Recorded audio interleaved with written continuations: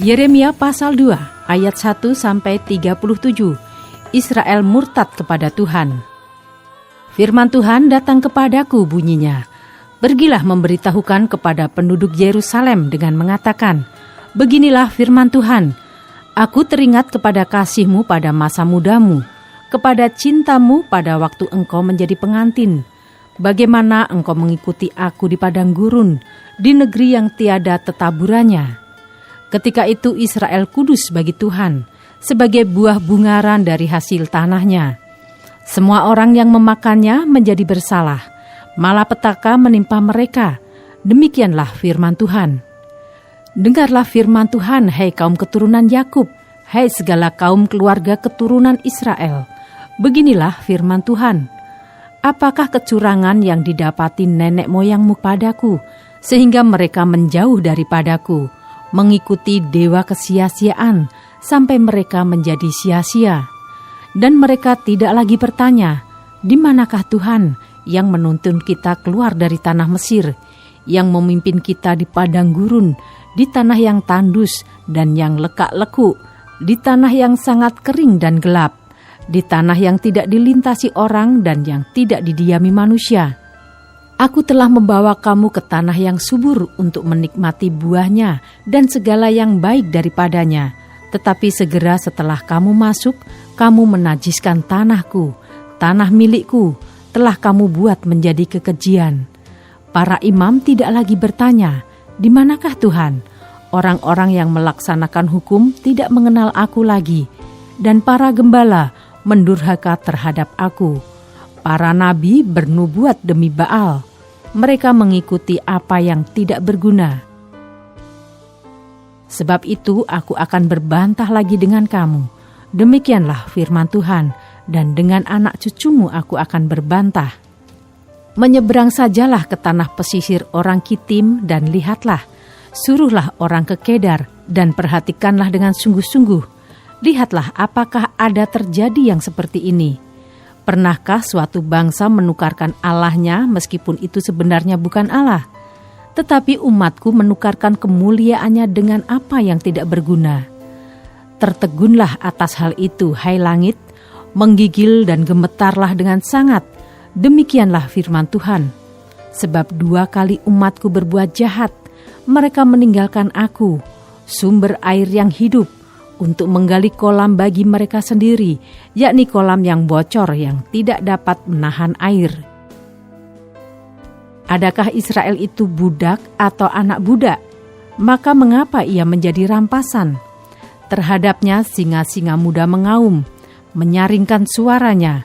Negerinya dibuat orang menjadi tandus, kota-kotanya terbakar, tidak lagi berpenduduk. Bahkan orang-orang Memphis dan Tahpanhes telah menggundul batu kepalamu. Bukankah engkau sendiri yang menimpakan ini ke atas dirimu? Oleh karena engkau meninggalkan Tuhan Allahmu ketika ia menuntun engkau di jalan. Dan sekarang, apakah untungmu untuk pergi ke Mesir, hendak meminum air sungai Nil? Dan apakah untungmu untuk pergi ke Asyur, hendak meminum air sungai Efrat? Kejahatanmu akan menghajar engkau, dan kemurtatanmu akan menyiksa engkau. Ketahuilah dan lihatlah betapa jahat dan pedihnya engkau meninggalkan Tuhan Allahmu, dan tidak gemetar terhadap aku. Demikianlah firman Tuhan Allah semesta alam. Sebab dari dahulu kala engkau telah mematahkan kukmu, telah memutuskan tali pengikatmu, dan berkata, aku tidak mau lagi diperbudak.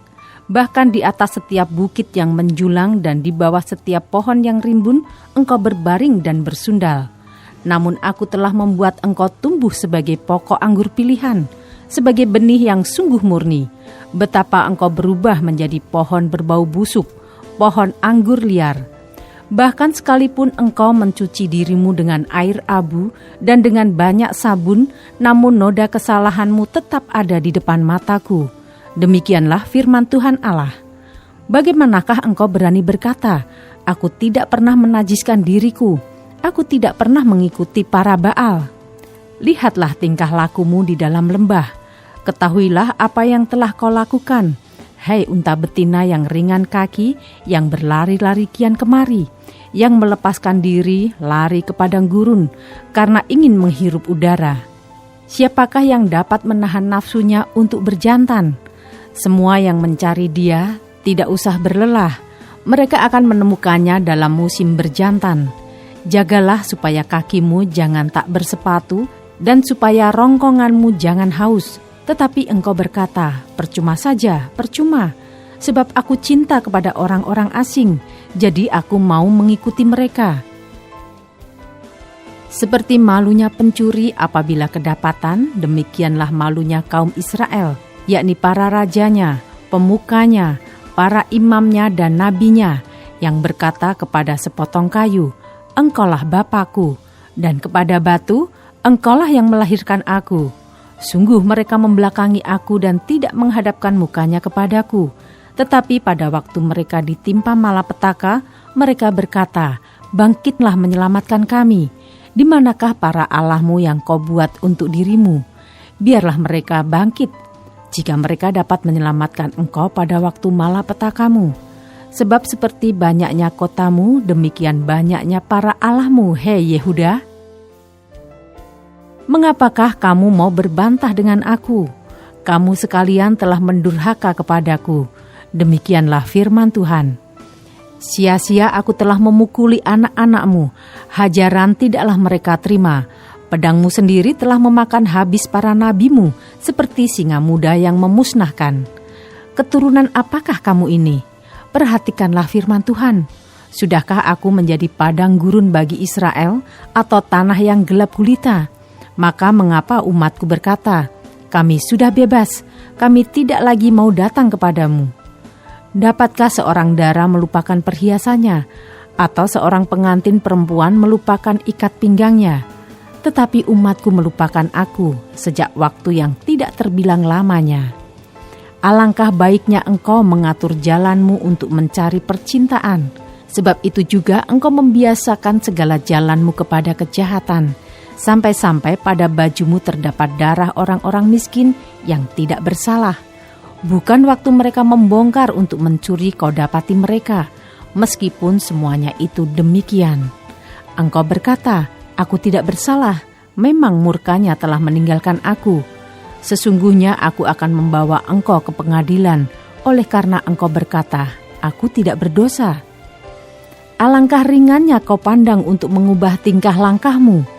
Juga karena Mesir engkau akan menjadi malu, seperti engkau telah menjadi malu karena Asyur. Dari sana pun juga engkau akan keluar dengan mengangkat tanganmu, sebab Tuhan telah menolak mereka yang telah kau percayai, dan engkau tidak akan berhasil dengan mereka.